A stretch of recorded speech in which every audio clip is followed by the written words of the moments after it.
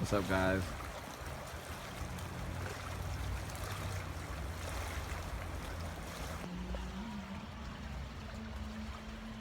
Silky Smooth here. Time for another little episode of the Smooth Experience.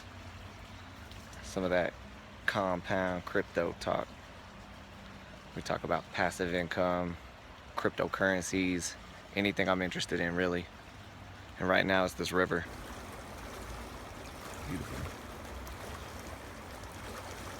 And this little ant right here. You can see it. My ADHD just caught up with me. Okay, maybe you can't see it. Whatever.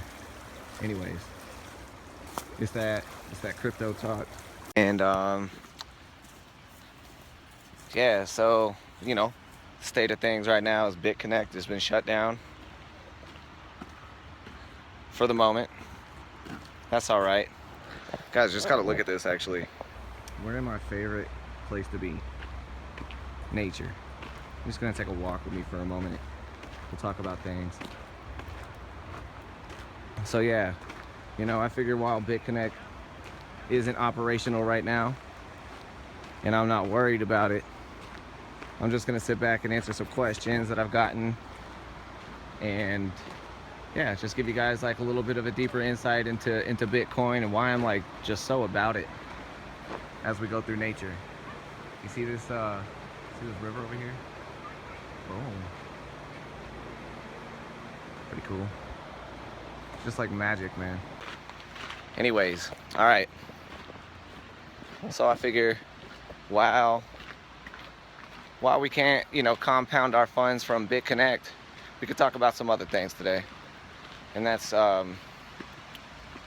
I got a cool question about somebody, a really good friend of mine, who was saying, I want you to post a video about what Bitcoin is and what are the benefits of Bitcoin and what are the potentials of Bitcoin. When I got that, I was all like, oh my gosh, I got you. I got all of you. But we'll start off with what is Bitcoin. So Bitcoin is obviously a cryptocurrency. It's a decentralized cryptocurrency. It's the first of its kind. And back in 2009, when we were trying to recover from the recession, from the stock market crash, everything, the housing, all that crashing, 2008, we were trying to recover from all that. Somebody by the pseudonym, or some group of persons by the pseudonym of Satoshi Nakamoto, he ended up posting a PDF online, and it was basically called Bitcoin, a peer-to-peer currency. And the idea of it was basically that it was born out of an idea. The best way I could explain this is that it was born out of the idea that the earth, we've currently valued gold to get to where we're at. And we've used gold as kind of like a standard that everybody kind of backs their currencies on. And that's pretty much like the worldwide standard that's been that way for centuries. And so we used gold for a while, and it's because we value gold. And that's really the big point behind this. We valued gold in a way because we knew that there was a limited amount of gold on the planet. There's only a limited amount of gold in the crust. So in the crust of the earth, we just decided to estimate on things of how much we already have from the earth, how much we estimate is still into the earth, and how much is left, basically, and all that. You guys just gotta look at this. And so basically, we decided, this guy named Satoshi Nakamura decided to create a digital currency that was based on gold. And he said that there's only going to end up being a limited amount of these coins ever produced. Let me turn this around, because that's important. There's only going to be a limited amount of Bitcoins produced. And there's only going to be 21 million Bitcoins ever produced. After that, it stops. And how this came about was it's a currency that people are putting their computers together, and they're supporting a protocol. It's called the BTC protocol. That's why the symbol for Bitcoin is BTC. And so this protocol, it serves up math problems. And the math problems get increasingly and increasingly harder and harder to solve. And because of that, it requires a lot of computing power to solve these to solve these mathematical problems. And that computing power, when you're using your computer, its CPU is dedicating its energy towards whatever you want it to do on your computer at the time. And the way that the Bitcoin network works is that you download a small application called the miner application. I'll sit down for a minute. This.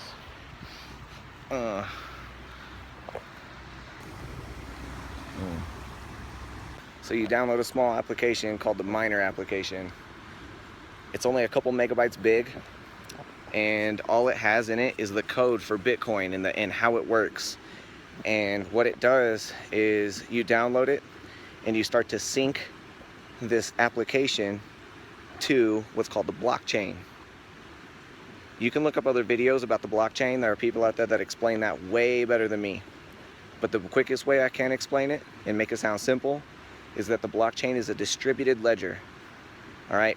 And everybody that's downloaded this ledger has every transaction from the very beginning of Bitcoin right up until what's happening this second. And everybody that's downloaded that application to their computer, they sync that application to the blockchain, and that's like multiple gigabytes big of a file. So it's a huge file.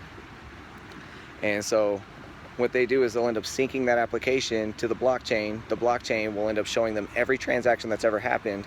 And once it's synced up, then their computer starts getting served those math problems. And everybody in the Bitcoin network has to put their computing power together to solve those math problems. And when they put their computing power together to solve those math problems, and one of them is solved, it goes up onto the blockchain.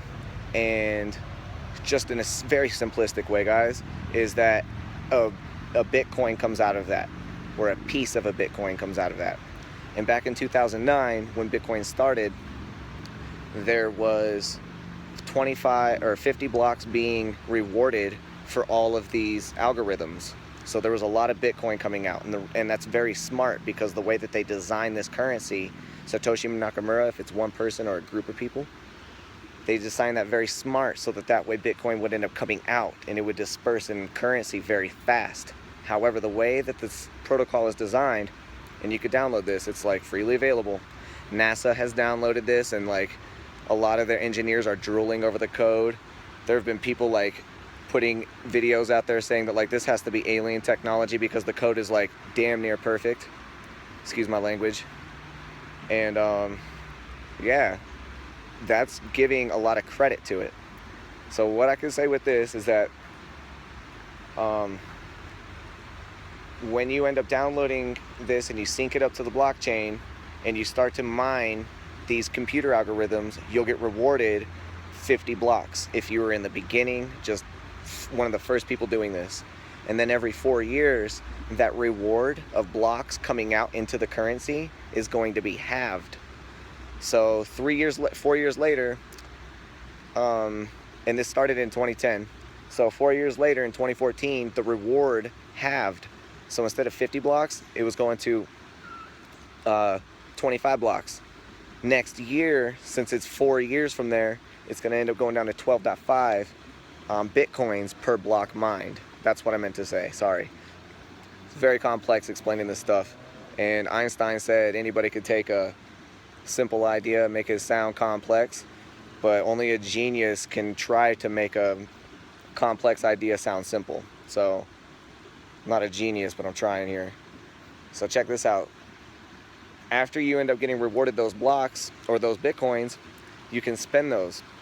And what you're doing when you're solving those computer problems is you're verifying all of our transactions on the Bitcoin network if you were a miner.